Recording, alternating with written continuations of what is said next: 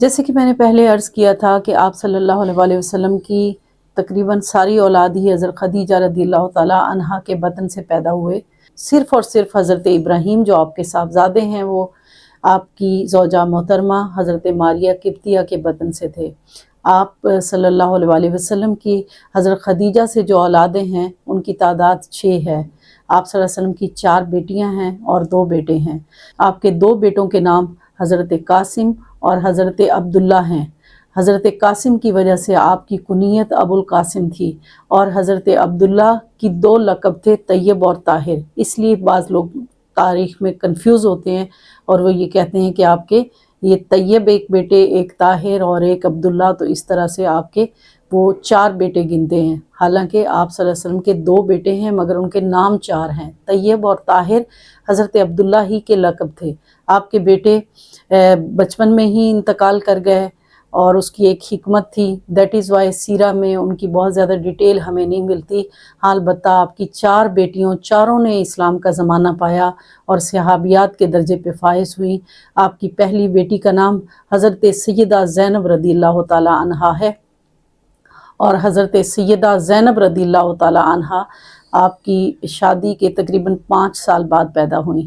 اور اس طرح سے جو دوسری بیٹی ہیں وہ سیدہ رقیہ رضی اللہ تعالی عنہا ہیں، جو حضرت عثمان بن عفان رضی اللہ تعالی عنہ کی زوجہ محترمہ تھی۔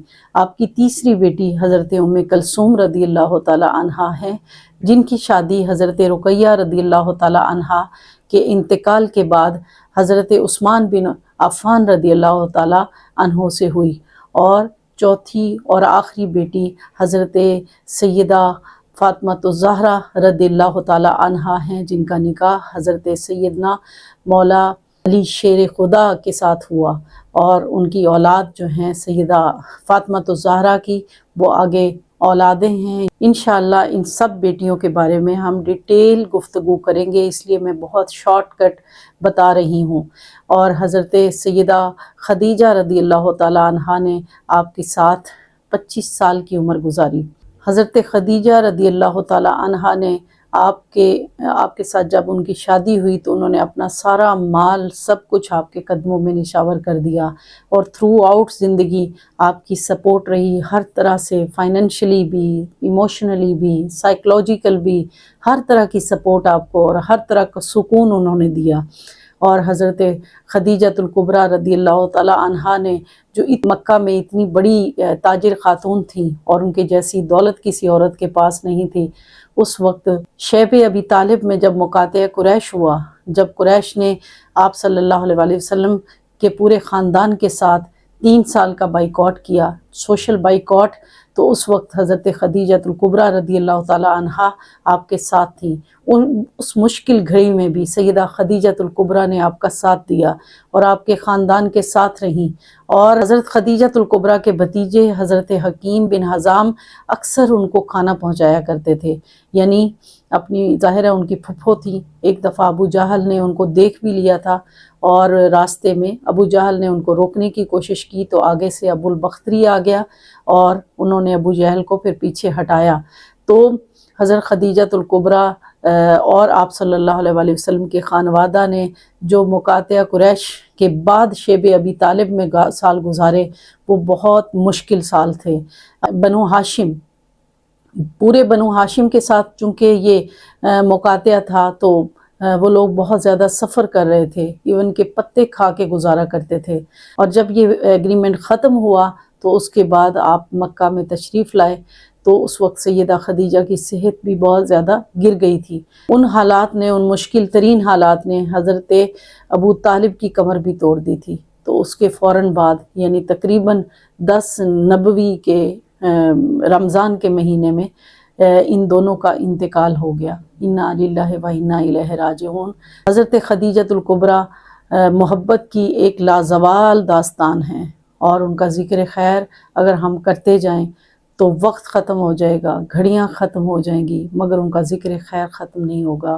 خدیجہ الکبریٰ جب وفات پا گئیں تو ان کا جنازہ نہیں ہوا، کیونکہ اس وقت جنازے کا بھی حکم نہیں ہوا تھا۔ تو آپ صلی اللہ علیہ وسلم نے اور حکیم بن حزام جو ان کے بھتیجے تھے، انہوں نے حضرت خدیجہ الکبریٰ کو لحد میں اتارا۔ حکیم بن حزام بیان کرتے ہیں کہ اس وقت چونکہ جنازہ نہیں تھا تو آپ کا جنازہ نہیں ہوا، اور ان کو جو اس وقت مکہ میں معلیٰ قبرستان ہے وہاں پہ دفن کیا گیا۔ حضرت خدیجہ رضی اللہ تعالیٰ عنہا وہ پہلی صحابیاں ہیں جن کو زندگی میں جنت کی بشارت دی گئی۔ آپ صلی اللہ علیہ وسلم نے اللہ کی طرف سے نہ صرف ان کو جنت کی بشارت دی بلکہ ان کے لیے فرمایا کہ ایک موتی کا محل ہے، یعنی ایک ڈائمنڈ لائک محل ہے، اس میں شور نہیں ہوگا اور اس میں آرام ہی آرام ہوگا اور اس میں تھکاوٹ نہیں ہوگی۔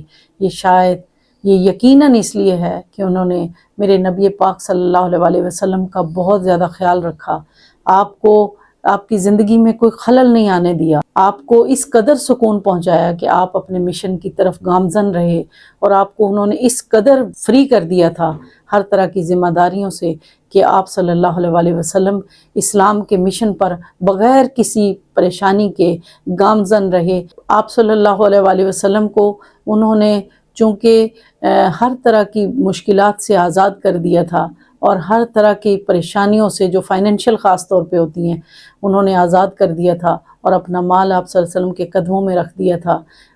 اسلام کے اشاعت پانے میں حضرت خدیجہ کے مال کا بھی بڑا حصہ تھا، اس لیے اللہ رب العزت نے ان کو اس کے معاوضے کے طور پہ جو آپ صلی اللہ علیہ وسلم کو انہوں نے ریلیکس کر دیا تھا، جو آپ صلی اللہ علیہ وسلم کی ہر قسم کی تھکن انہوں نے ختم کرنے کی کوشش کی تھی، جو آپ صلی اللہ علیہ وسلم کو ہر طرح سے ڈسٹربنس سے انہوں نے بچانے کی کوشش کی تھی، اس کے صدقے میں اللہ نے ان کو جنت میں بشارت سنائی موتی کے محل کی، جس میں نہ شور ہوگا اور نہ ہی اس میں تھکن ہوگی۔ اللہ سے دعا ہے کہ اللہ تعالی ہمیں ان ازواج مطہرات کا اور ان عظیم کرداروں کا اسوہ عطا فرمائے۔ وما علیہ الا البلاغ۔